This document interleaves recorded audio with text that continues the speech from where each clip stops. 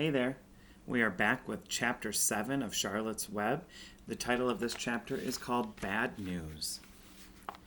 Wilbur liked Charlotte better and better each day. Her campaign against insects seemed sensible and useful. Hardly anybody around the farm had a good word to say for a fly.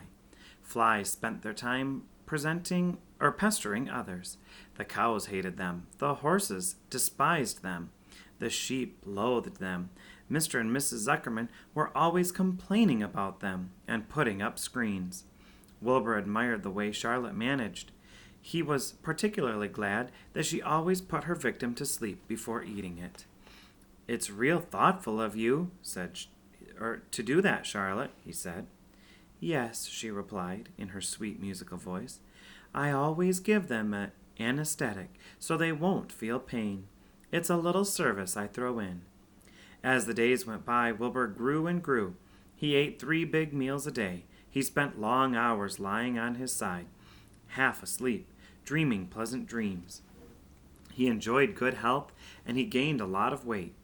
One afternoon, when Fern was sitting on her stool, the oldest sheep walked into the barn and stopped to pay a call on Wilbur. "Hello," she said. "Seems to me you're putting on some weight." "Yes, I guess I am," replied Wilbur. "At my age, it's a good idea to keep gaining." "Just the same, I don't envy you," said the old sheep. "You know why they're fattening you up, don't you?" "No," said Wilbur.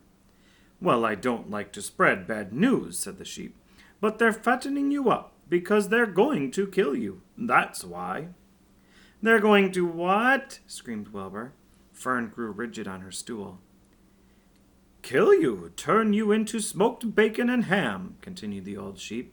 "Almost all young pigs get murdered by the farmer as soon as the real cold weather sets in.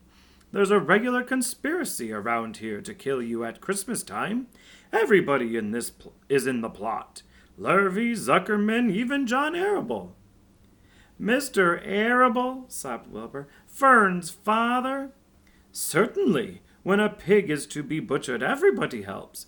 I'm an old sheep, and I see the same thing, same old business, year after year. Arable arrives with his 22, shoots the—" "Stop!" screamed Wilbur. "I don't want to die. Save me, somebody, save me." Fern was just about to jump up when a voice was heard. "Be quiet, Wilbur," said Charlotte, who had been listening to the awful conversation.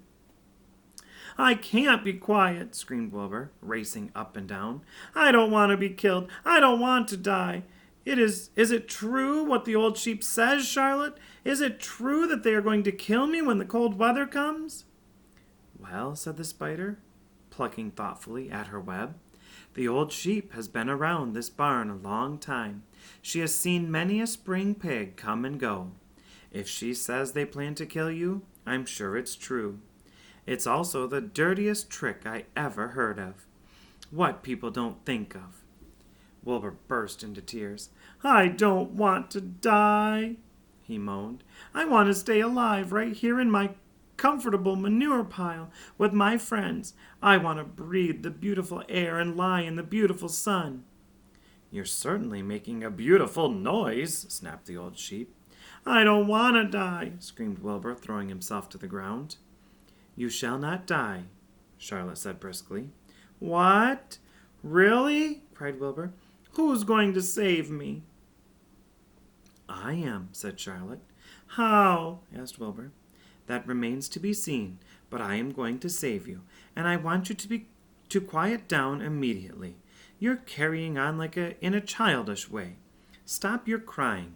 I can't stand hysterics."